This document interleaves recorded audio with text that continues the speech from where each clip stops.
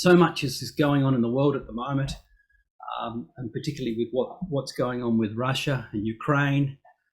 It's good to consider this, and it's a great encouragement for us all as we're waiting for the return of Christ, as we witness what we would say the jigsaw pieces of what we expect at the time of Armageddon, the time of the end, slowly coming into place, slowly but surely, which is telling us that the return of Christ is close.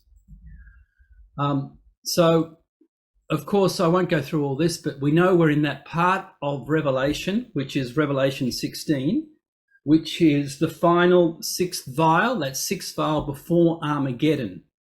Okay, and after that we have the seventh vial, which is the final judgments, and then the kingdom of God is established on the earth. So the spirit like frogs going out into the world, we know that's the era that we are living in, which will be when Christ returns, from Revelation 16. We won't look at all of this tonight. We just want to mention it briefly, and then we'll go over to focus on particularly on what's going on with Russia as the forces in the world, and what's the messages that are coming out in the world telling us that time of all nations coming together for Armageddon is close.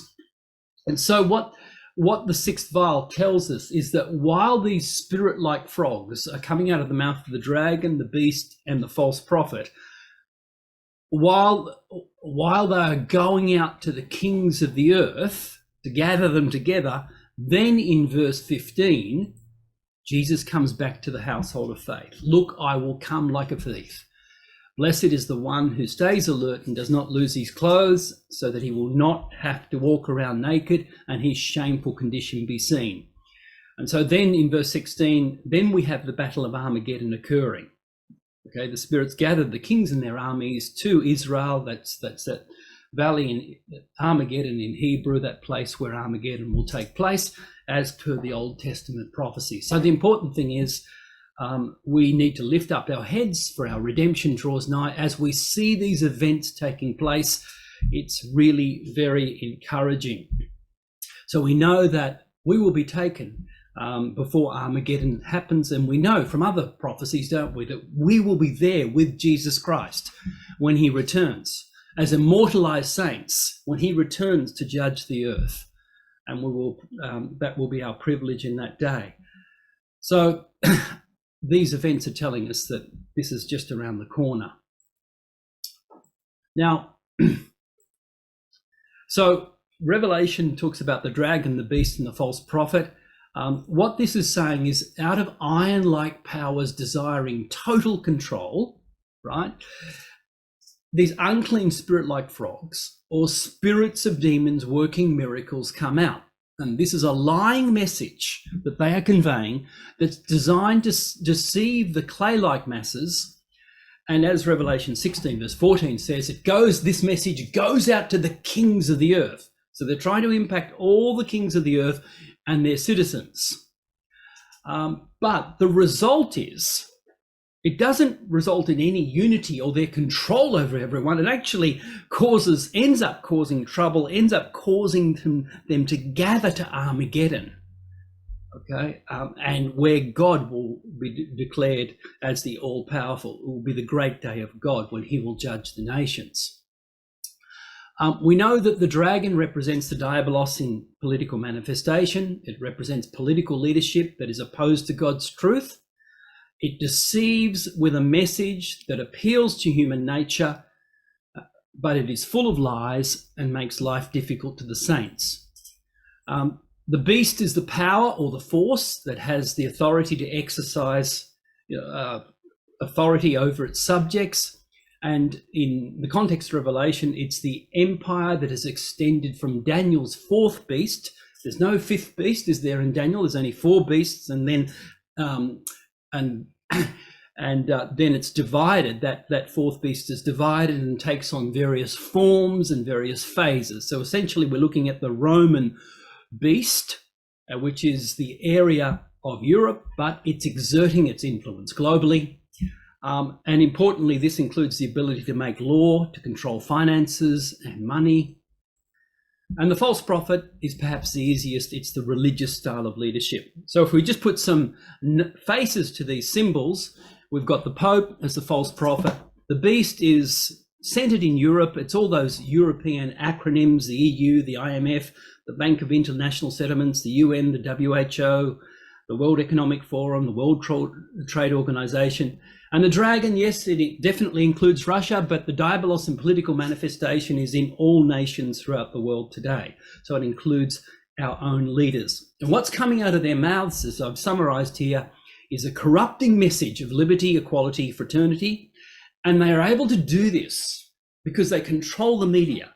They control our legal systems. They determine what is true from a scientific point of view. And they have heavy influence over the politicians, because if you're going to be successful in the political world, you need a lot of financial support to ever get to be a prime minister, or particularly, say, a president of the US. And you need favorable media coverage as well. And so all of this is how they perform their miracles or their signs, which is full of lies and deception, to forward their agenda. So out of the mouth of these iron-like powers desiring total control, a lying, clay-like, corrupting message comes out, and it deceives the nations. It impacts all the kings of the earth and their citizens. And so here's some obvious examples that we can see today of corrupting lies coming out of their mouths that are promoted as indisputable truths before us all. Global warming, climate change, key economic statistics such as the GDP, which is the economic performance of any particular country, how economic growth is going, inflation, unemployment rates. These statistics are all exaggerated, manipulated to make the governments look good when they're not. Microbes to man evolution, it's promoted as a fact, and creation is just a myth and a story. We know that's wrong, don't we? And perhaps more relevant lately is we've seen this great push about marriage. Now it's not just between a man and a woman, and the LGBTQ push is promoted as truth, and Bible values and Bible morals are wrong. And also one's gender is based on no longer as God created as a male or a female, but based on your deep internal experience of how you feel things deeply. And then there's the some obvious examples over the past few years. Saddam Hussein holding weapons of mass destruction, which was never the case. Gaddafi oppressing the Libyan people, and America brought freedom and peace to Libya, which was not the case. And Assad using chemical weapons on his own citizens. These were all justifications that the media drummed out. And they were lies, but the reason the media drummed out these lies was to enable invasions of these countries. And the real issue is control of resources, control of keeping the US dollar as the currency for oil and global trade, dominance, of finance and money. They're the real reasons for those incidents, but there were other things that the general public was lied about. And even Russia interfering with the 2016 US presidential election. For 5 years, the Democrats just hung on that, but it was all lies. And right now, the media is portraying that Russia is the only evil, provocative aggressor in Ukraine. And that Russia has no right to be there. And what Russia's doing is absolutely terrible. And of course, America and the West are the good guys. So it's not quite the truth. There's a bit of truth and error there. So what we want to have a look at tonight is what's going on, particularly in Russia, how Russia is increasing its territory while being provoked by the King of the South. And then if we've got time, we'll go over a couple of things, how the Pope is seeking global religious control at the moment. And also in Italy, some recent elections was quite a stunning result when Meloni has now been elected as the Prime Minister of Italy. And this has shocked the iron-like EU leaders in Europe, because she's definitely not in agreement with them. And then next week, we'll go on to talk about this in this subject, how they are changing God's definition of marriage and gender, and hopefully what our response and what we can do about this and how we should be prepared. Okay, so let's look into this, take a closer look at what's going on in Ukraine at the moment. And I guess the most recent news that I think occurred at the end of last month was there were votes that took place in these four eastern areas of the Ukraine, as you can see on the map here: the Luhansk, the Donetsk region, and Zaporizhia, I can't really pronounce that, the Kherson region, and all above Crimea. And so this area of Ukraine speak Russian. Okay, they've been, actually, when Crimea became part of Russia, they wanted to become part of Russia way back then too. But Putin, didn't support that at the time, said, wait, be patient. But now they have taken elections and they've become part of Russia. So here's what Putin said: I want the Kiev authorities, that's Kiev, on the eastern side of the Ukraine here, and their true handlers in the West, okay, so that's America and Europe, to hear me now. I want everyone to remember this, that the people living in Luhansk, Donetsk, and the other regions have become our citizens forever. So this is quite significant. And actually, I've got a clip here of Putin's, what Putin said on the occasion to play to you. So let's listen to this. You'll have to read it, actually. Но нет ничего сильнее решимости миллионов людей, которые по своей культуре, вере, традициям, языку считают себя частью России, чьи предки на протяжении веков жили в едином государстве. Нет ничего сильнее решимости этих людей вернуться в свое подлинное историческое отечество. Долгие 8 лет людей на Донбассе подвергали геноциду, обстрелам и блокаде. А в Херсоне и Запорожье в них пытались преступно взрастить ненависть к России, ко всему русскому. Сейчас уже в ходе референдумов киевский режим грозил расправой, смертью школьным учителям, женщинам, работавшим в избирательной комиссии. Запугивал репрессиями миллионы людей, которые пришли выразить свою волю. Но несломленный народ Донбасса, Запорожья и Херсона сказал свое слово. Хочу, чтобы меня услышали киевские власти и их реальные хозяева на Западе, чтобы это запомнили все. Люди, живущие в Луганске, Донецке, Херсоне и Запорожье, становятся нашими гражданами навсегда.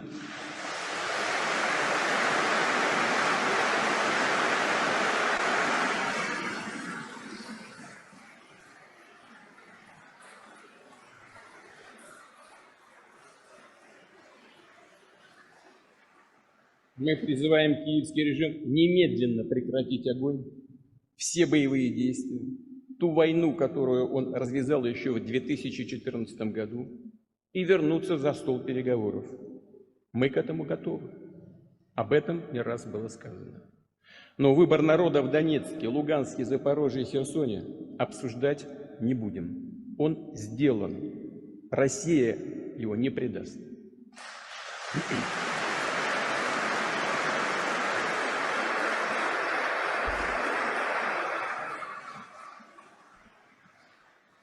И сегодняшние киевские власти должны относиться к этому свободному волеизъявлению людей с уважением, и никак иначе.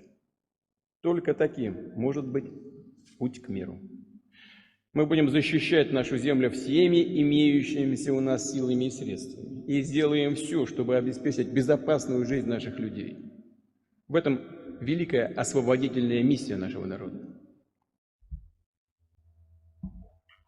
All right, so as you can heard him or read what he was saying through the subscripts there, Putin is very determined there that these countries, these these portions, these 4 regions have now become part of Russia forever.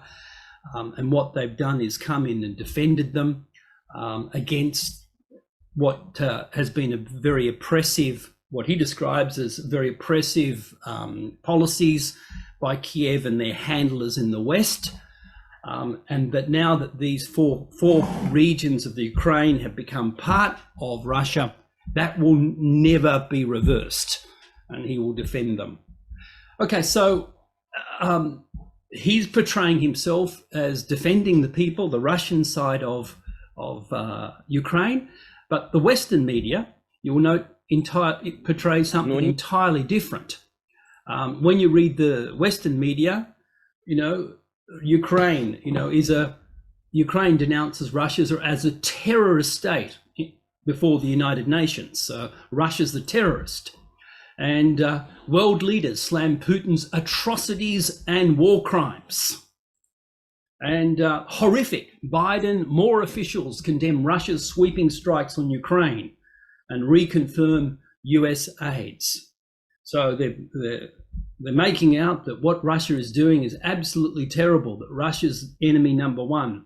Russia's missile stack, Sky News Australia, Russia's missile strikes on Ukraine were really appalling attacks. And the G7 is going to hold crisis talks on Russia's bombing blitz in Ukraine. So this is what we've been bombarded with in the media every day. Russia's war, Russia's the invader. Putin is making, and then they're making it out as if Putin is losing, and Ukraine is winning. Putin is making strategic errors, and Russia's military leadership is increasingly factional. And that Russia's latest attacks on Ukraine are a show of weakness, that the West is winning the war, that Putin's about to have a heart attack and drop dead, that everything is going wrong for Russia, and ultimately the war they're fighting, they will be victorious against Russia, is what's being portrayed in the Western media. The UN General Assembly applauds the Ukraine, shuns Russia in tense meeting just hours after deadly missile strikes. The reporting is all one way. The UN takes up measures to demand reversal of Russia's annexation of the Ukraine region. So now we're going to try and reverse that decision. And so the EU adopts its latest package of sanctions against Russia and over the illegal annexation. This annexation wasn't democratic. It wasn't the will of the people. It was entirely illegal, is what the Western media is conveying. A sham. They're calling it a sham. A sham accession referendum. And then I like this one. Russia is buying North Korean weapons to keep its Ukraine war going, as if Russia's on the verge, about to collapse. Now, I don't think this is the case. Some of it might be true, but I think Russia is calmly and calculatingly making a lot more progress and will be around for a lot longer. And we're not being told of the strategic advancement that Russia has actually is making in the Ukraine, in definitely taking over that eastern side, and definitely, it's not about to collapse. It's actually economically doing quite well, but the Western media is keeping this from us. Now, and so there's a true saying. This was said by an ancient Greek philosopher, Aeschylus, who's supposedly the father of tragedy. In war, truth is the first casualty. Whether he actually said this is debated, but nevertheless, it's a self-evident truth. And someone takes it a little bit further by saying it's often being observed that the first casualty of war is the truth. But that's a lie too, in its way. The reality is that for most wars to begin, the truth has to have been sacrificed a long time in advance. So what are we to make of this? Russia's saying one thing, the Western media is saying an entirely different thing. Well, what we have to do is take our big picture view on what's going on, not from the media, but from what the Bible says. Because this is our rock, isn't it? This is our anchor, and God has given us Bible prophecy to encourage us, to let us know what we should expect to be happening in the last days. And as we've already seen, we can expect lies to be coming out of the media. That's the frog-like spirits. It's a corrupting message that will be coming out to forward their own agenda. Okay. And of course, with respect to Russia, the Bible also tells us in Ezekiel 38, okay, the alignment of that Russia will have all these nations aligned with it, and it will come down and invade Israel in the future. And that the Western powers will be unable to stop the northern invasion. And in this day, the Bible's telling us we can expect that the Western powers, they're very strong in influencing Europe and the world at the moment, but they will be a lot weaker. And that Russia will align with much of Europe. And this means that we should be looking out for Europe to kick the US and NATO out. But right now, at this juncture, Europe is doing exactly what America wants, even though much of its population is going to freeze this winter. And so the biggest threat to US global dominance, which it's enjoyed since World War II, is the alignment of Russia with Europe and China together. You get those three together and it's a game over for the US as the world's global policeman and dominating global trade. So right now, the US is doing everything it can to prevent Europe aligning with Russia. And that's one of the key things, the big picture things that is going on. And of course, Daniel 11 also tells us that at the time of the end, the king of the south will push at the king of the north,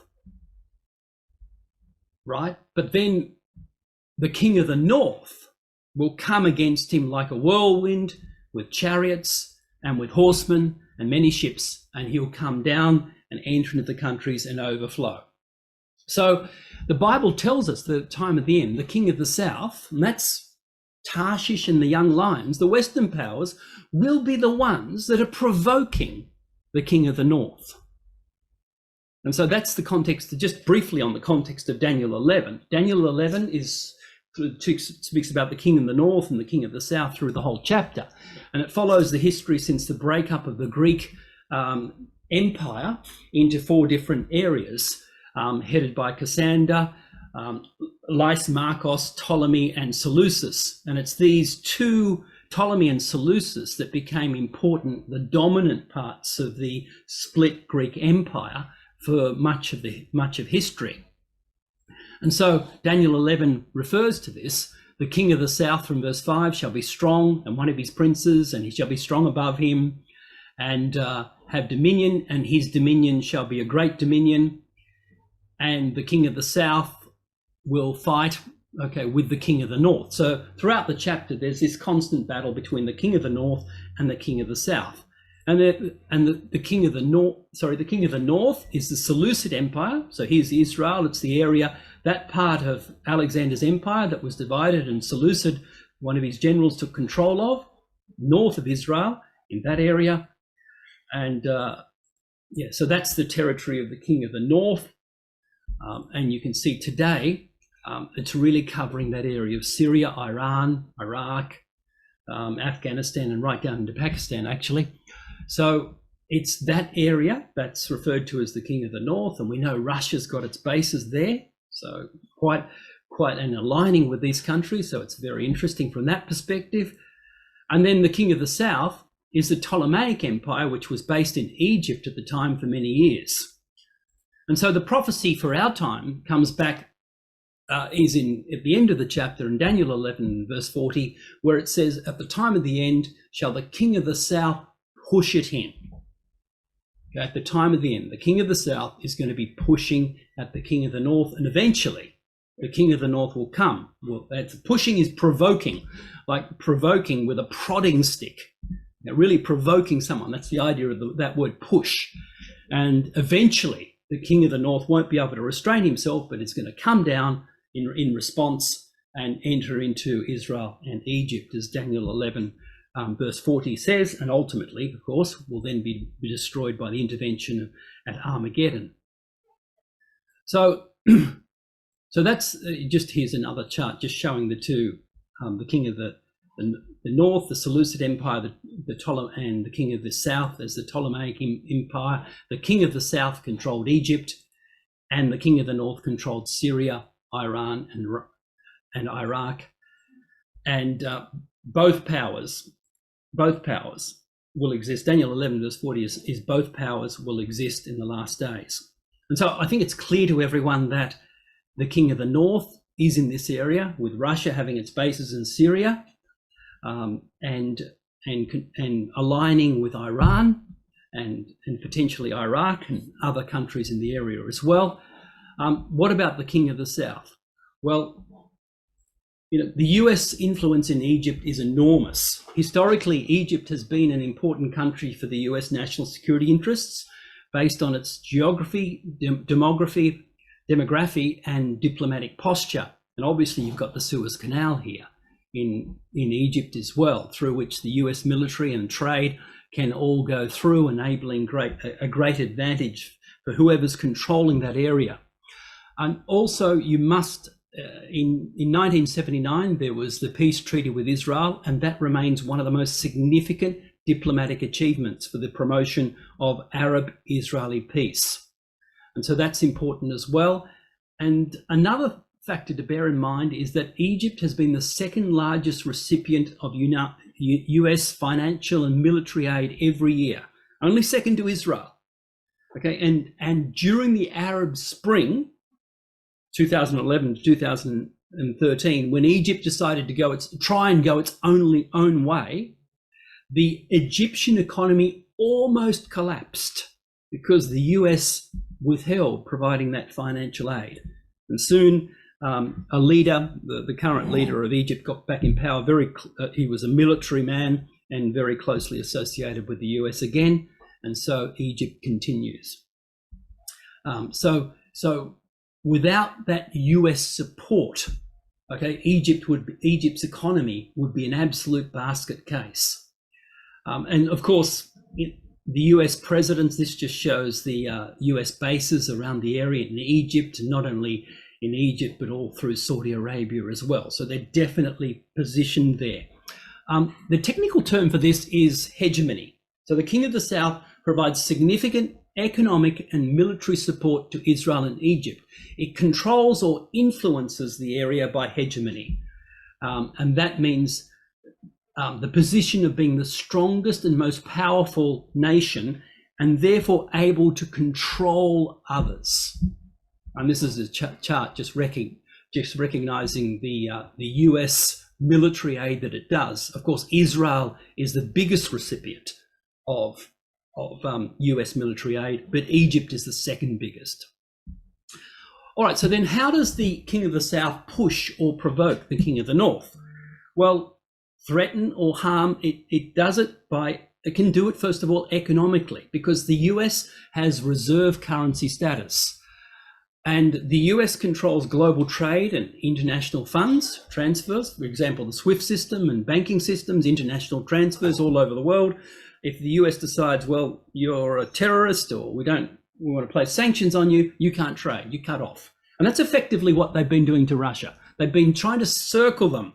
The old policy was simply, like the Romans did in AD 70 to Jerusalem, just surround the city. Don't let anything go in and out.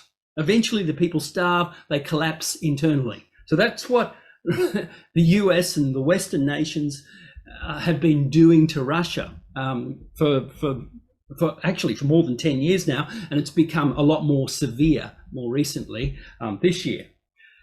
And so the US not only places economic sanctions on Russia, but has the power or the clout to make all other nations do the same. And so, for example, my company, we had to close down our business in Russia. We just closed the office, get rid of all the employees earlier this year because of the sanctions that the US placed on Russia. It meant that everyone had to comply. So that's an amazing power that they have to be able to do this. And of course, militarily, the US has the largest military budget by far in the world. And right now it's supporting Kiev's war against Russian-speaking Ukrainians.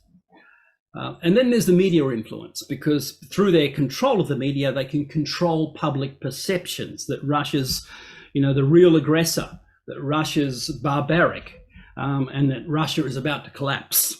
That's what they're conveying. And of course, they're able to pressure other nations to comply. And so then we see for a long time that the US or the NATO have had their missile systems in countries all around Russia. Imagine it the other way around. Imagine if Russia decided to put its missile systems in like they did in Cuba or in Mexico. The US wouldn't be very happy about that at all. It'd be an active provocation. But the Western powers have been doing that to Russia for some time, and that's one of the thorny issues at the moment with Ukraine, because Ukraine is proposing to join NATO and bringing nuclear weapons, right close on Russia's border. So Russia's obviously not happy about that. Now, the Ukraine is torn between the East and the West, and this is why it's not an easy issue. Ethnically, it's a complicated situation, because you've got in the East Ukrainian-speaking people who are pro-West, and they hate the Russians. But then you've got the other side on the eastern side of Ukraine. You've got the majority are Russian-speaking and pro-Russian. So you've got this natural conflict, which is quite toxic within the whole country. And it's important to understand that. So Russia in defending particularly the eastern states here of Ukraine is defending its own Russian-speaking people. And another reason is gas, control of gas. And this is why Russia needs it. Ukraine does supply a lot of gas to the EU, and a lot of Russia's gas goes through Ukraine into Europe. And of course, historically, it's not like it's a totally different country, thousands of miles away that Russia is invading. It's historically, this was all Russian territory throughout the history. Ukraine had a small territory in 1654, the middle part here in orange. That was all it had originally. But then it expanded by the Russian Tsars, allowing Ukraine to expand over time to the larger area. And of course, as I just mentioned, all the gas pipelines that go through Russia. And you can see, by the way, in this area, the gas reserves. There's a lot of those gas reserves in this area where Russia has moved into. So economically, this area, this eastern side of Russia, of the Ukraine, is very important to Russia. And one more obvious reason why Russia's not going to go away and is going to keep this is because, as we know from Ezekiel 38, it's going to come down. It's going to come down through Turkey into Israel. And it's going to do this via Crimea and then via the eastern states that it's just acquired. All this area is very convenient. It's its transit route down into Crimea and then through the Black Sea, where it's got its warm water access port here at Sevastopol, right? Which is the only viable base for Russia with warm water access to the Mediterranean. Very convenient and important strategically for Russia to have control of this whole area, so that it can then get through the Bosphorus between there at Istanbul and down into the Mediterranean, and hence closer into the Middle East and Israel. So this is very important, and so we don't expect Russia to go back on this lightly. We expect it to continue to hold these regions. Now, just a little bit about the Ukraine crisis, some background here. In 2013, the EU gave the president of Ukraine an ultimatum to choose between Europe and Russia. And Putin's proposal, Putin responded by proposing a tripartite agreement between three parties. And that was rarely reported, but it was rejected by the US and EU officials. Okay, so at the time, now the government of Ukraine at the time was pro-Russia, and the US stirred up in early 2014 protests in Ukraine to overthrow the Russian-friendly government. And since that time, post that time, the US and the EU inserted a pro-European acting president, and that continues to this day. But then the Russian-speaking, the eastern side, the Donbas region of Ukraine, weren't happy about this, and then civil war broke out between the two regions. And in March 2014, Crimea voted to be part of Russia once again. And then in an effort to stop the civil war that was occurring, in February 2015, there was what's known as the Minsk Agreement, number 2, the Minsk II Agreement. And this was mediated by France and Germany. Okay, so Russia and Ukraine signed a 13-point ceasefire agreement. And the notable points include the withdrawal of weapons and the monitoring of the ceasefire by a European body, and the holding of local elections in these self-proclaimed Donetsk and Luhansk People's Republics to determine their future status in Ukraine. So these, as I said before, these parts of Ukraine on the eastern side, which are now part of Russia, 7 years ago wanted to do this. Okay, and that was part of the agreement, that they would be peacefully allowed to hold these elections, okay, which is the world is now calling illegal. Well, the Western media is as well. Okay. And then what's happened over 2015 to 2021, and this is not reported by the Western media, but the US-backed Ukrainian government embarked on a war against the Russian-speaking Donbas provinces, shelling their villages and wantonly killing countless people. And the West remains silent about this. So you've got to understand with this media as well. The media is not just what they tell you, it's what they deliberately choose not to show us. But this was occurring. Okay, the Russians, there was genocide in Ukraine against the Russian speaking population in the Donbas regions. And despite repeated warnings from Russia that it would not tolerate Western efforts to bring Ukraine into NATO, the United States and Europe conducted annual military training exercises with Ukraine and provided military training and assistance. So they were provoking Russia all the time. And so then in December last year, Putin moved Russia militarily into the Donbass area after his request for security guarantees fell on deaf ears. And in response then, that's when everything heated up. US and Europe imposed draconian sanctions and embarked on a full-scale attempt to punish all Russians. And so from January to September this year, the US and Europe massively have increased their supply of weapons to Ukraine that are used to kill the Russian-speaking people. And so Russia's efforts to negotiate peace with Ukraine was shut down by the UK's Prime Minister Boris Johnson. It seems that the West doesn't want peace. Russia's been trying to negotiate peace, but it's been falling on deaf ears.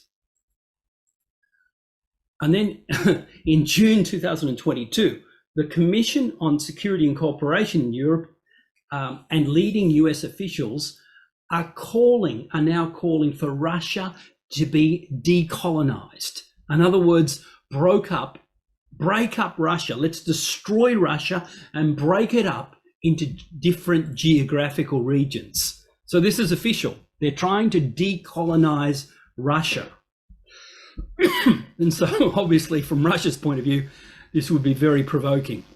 And Russia is not happy about what they're trying to do.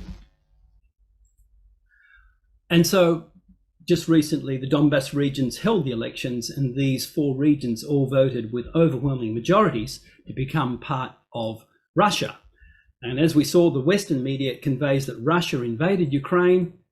In reality, the US already covertly entered and overthrew the former government and then supported a new regime which continued to stage war against the Russian side of Ukraine in violation of the Minsk II agreement that was signed 7 years ago, 2014.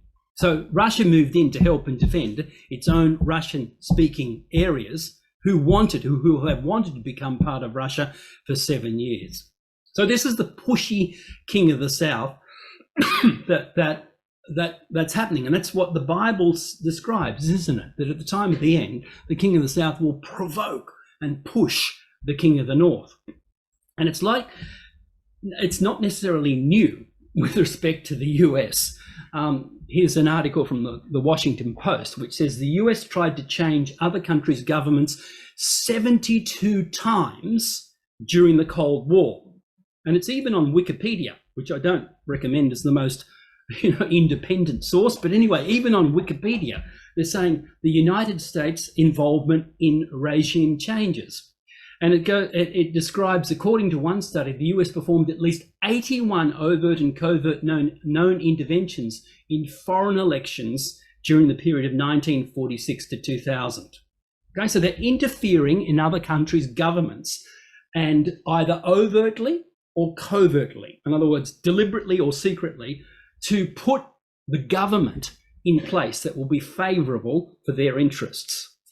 According to another study, the US engaged in 64 covert and 6 overt attempts at regime change during the Cold War. And this is what they've done in Ukraine as well. Okay, so this is the pushy king of the South. Now, you might have also noticed that there was a massive explosion in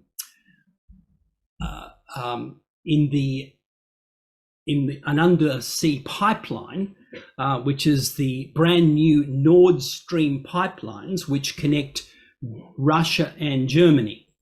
So just in the period when Russia was, these 4 regions of Ukraine were voting to become part of Russia, these explosions occurred. And here's a map of where the pipelines occurred, the stream, Nord Stream 1 and Nord Stream 2. They're fairly new, built by Russia not so long ago. And they're connecting Russia with Germany. And just at the end of last year, Nord Stream 2 was finally completed. So this was a big, important thing in Russia being able to supply gas to Europe directly, okay, without having to go through any other country. And one thing is very clear: it was deliberate sabotage. And this has really ratcheted up now geopolitical tensions to another level. And many are worried that this could lead to World War III over the dispute of who did this. Okay, so the Western media is basically saying Russia did it, but the Russia is saying, well, it was the West was the mastermind of the Nord Stream attacks. So I'm going to actually play another clip now, and this is actually what the Western media, with a more independent view, which sheds some light on the situation, and is quite interesting. To answer a very basic question. How are you going to lower the temperature? How are you going to prevent global nuclear war? It's really the only question that matters. Our leaders, though, have no answer, none whatsoever. Instead of calming tensions, in fact, they seem to be deliberately provoking Russia. Today, Joe Biden once again accused Vladimir Putin of blowing up his own pipeline. You also asked me earlier about the pipeline, and let me say this. It was a deliberate act of sabotage, and now the Russians are pumping out disinformation and lies. And at the appropriate moment, when things calm down, we're going to be sending divers down to find out exactly what happened. We don't know that yet exactly, but we're not, just don't listen to what Putin is saying. What he's saying we know is not true. Okay, don't listen to Putin. Should we then listen to Joe Biden? In February, Biden said this, quote, "If Russia invades, then there will no longer be a Nord Stream 2. We will bring it to an end." And then the State Department, Victoria Nuland, she said the same thing. She said, quote, "If Russia invades Ukraine one way or another, Nord Stream 2 will not move forward." Now, what's interesting is those threats reveal who has incentive for Nord Stream 2 to come to an end. You see, the reason our leaders would make those threats is because Nord Stream 2 helps Putin. There's no reason for him to sacrifice his leverage over Europe by destroying his own pipeline. On the other hand, we all know who is capable of shutting down his own pipeline. That would be Joe Biden and the Keystone XL pipeline. Now, look, there are those, in all fairness, who say the following. They say this is Russia's way, bombing their own pipeline, of constricting supply so that they can jack up global oil and gas prices and then in turn make more money on existing contracts with India and China. But here's a question. Why blow up your own infrastructure? Why not, just turn off the tap? In fact, that's exactly what Vladimir Putin did just a few weeks ago. He shut down the Nord Stream 2 pipeline. There was no gas flowing through a pipeline that now he's being accused of bombing and sabotaging in order to constrict the supply of oil and gas, a supply of which none was flowing through Nord Stream 2. Now, to be clear, I don't know who is responsible for this. I'm just trying to logically follow incentive. And if the U.S. or its allies sabotaged Russian pipelines, it wouldn't be the first time. In 1982, Ronald Reagan authorized the CIA to blow up a Siberian natural gas pipeline using software. So we, American citizens, before we march to a drumbeat directly into global nuclear war, are entitled to answers. You know who else? Now get.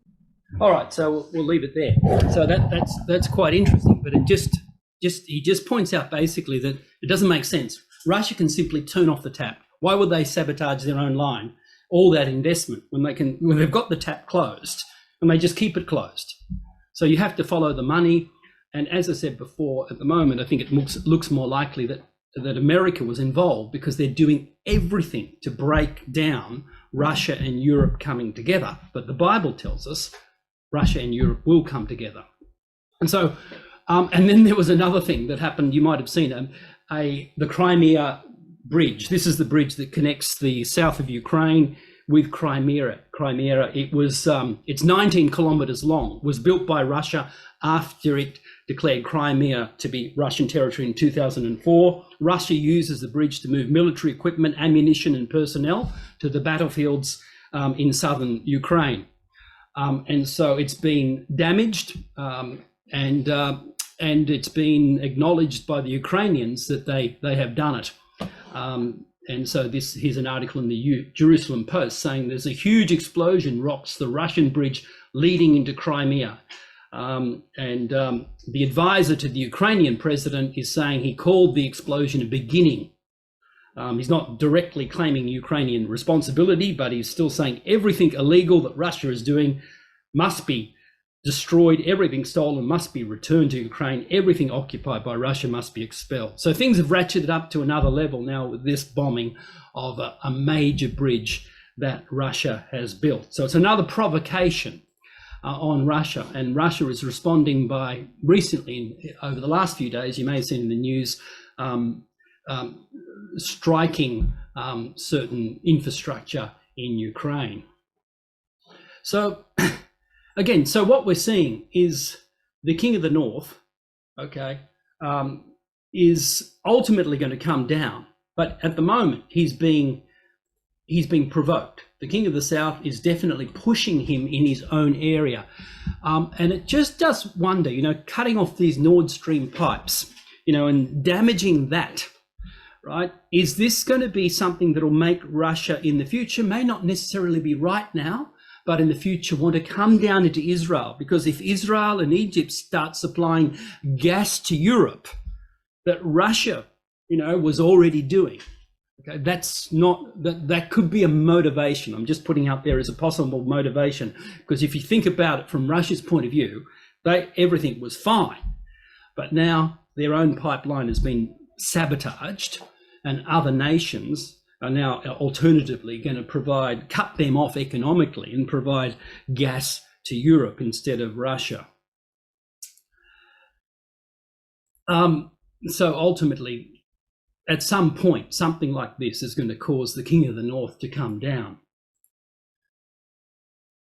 And the same with Ezekiel 38. And this is interesting because what Ezekiel 38 says in verse 4, that God is going to turn you about and put hooks in your jaws. Okay, so for some reason, it means that Russia doesn't necessarily want to come down into Israel. It's not its original intention, but something's going to happen that's going to make it change and do it. And God's going to do it. God's going to put hooks in Russia's jaws and bring them down. And so on this slide, I've tried to provide a parallel here between Ezekiel 38 and Daniel 11. And obviously we have the conflict between the two main powers. In Ezekiel 38, it's the northern group, those aligned with Gog, the Confederacy of Gog, versus the southern group, which is the merchants of Tarshish and the young lions. Daniel 11 speaks about the king of the north and the king of the south. The time setting, it's the latter days, the time of the end, when the Jews are dwelling safely. And then we learn, I'll skip this one for a minute, I'll come back to it. The Northern Confederacy will invade Israel and Egypt. It's consistent in both chapters. And the reaction of the Southern Confederacy will be, have you come to seize plunder, to take away silver and gold? They're surprised. They seem powerless to do anything about it. Daniel says that the king of the north is going to have power over the treasures and gold and silver, and of all the precious things of Egypt. And in the end, divine intervention. But what I skipped over, I want to focus on. See, Ezekiel 38, as I said, says, I will turn you about and put hooks in your jaws. Daniel 11 says the king of the south will push at him.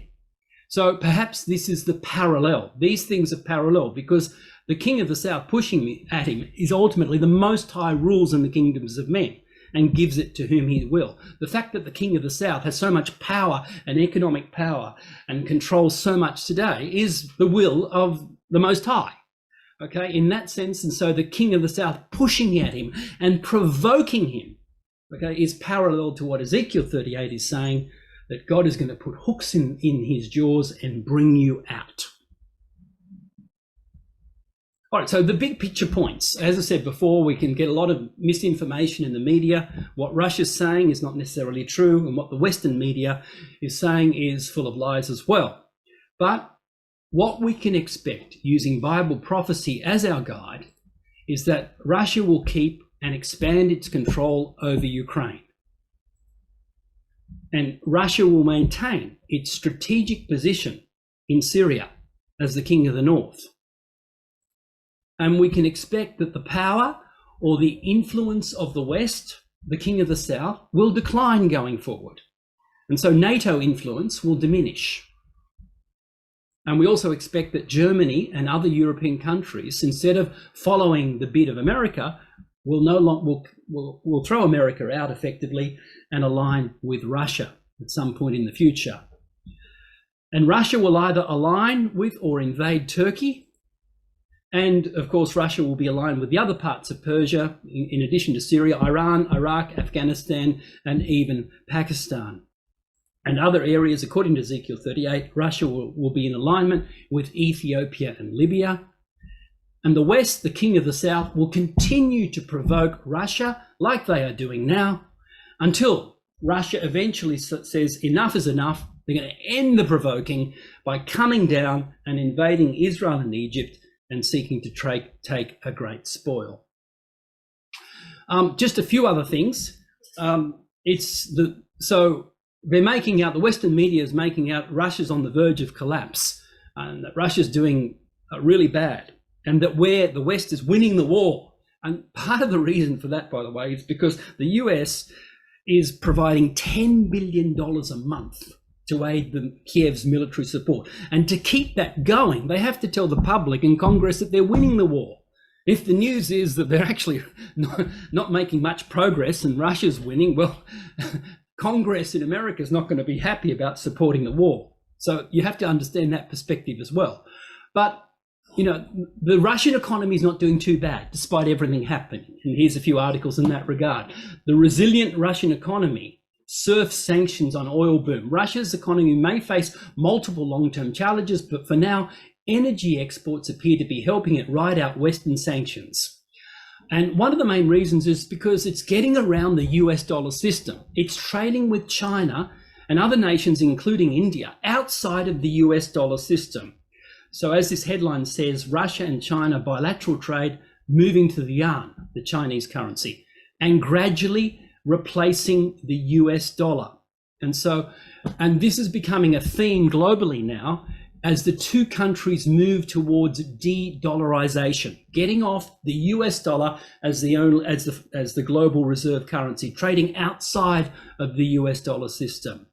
And that's definitely a result of what's occurring. It's forcing China and other nations now to no longer value the US dollar, and they're going to trade outside of that. So de-dollarization is occurring, and you're likely to hear that more and more. And the other thing is that the sanctions are really hurting Europe, okay, more than Russia, as is in the media. They're facing a very frightening prospect for this winter with no gas, a very cold winter. And the average person in Europe is not happy about this at all. And we can see that this is setting the scene for the time, at some point in the future, when when Europe, including Germany, will say we've had enough, and they'll realign with Russia. Just a quick point on Turkey. At the moment, Erdogan, the president of Turkey, and Putin are discussing ways to improve ties to end Ukraine war. So this is interesting. And as the article says here, Ankara's relations with Russia are complex, with the two countries cooperating closely on energy supplies while being at odds over Syria, Libya, and Azerbaijan. So they've got conflicts over certain things, but on other areas they're cooperating. And certainly Erdogan has gone ahead and bought Russia's missile defense system in defiance of what the US wanted them to do. And so in the lead up to Armageddon, the Bible informs us that Turkey will be with Russia, and there's two main possibilities, either by willing alignment or by an outright invasion by Russia. So both are possible. We just watch this space, watch this area as something important is coming.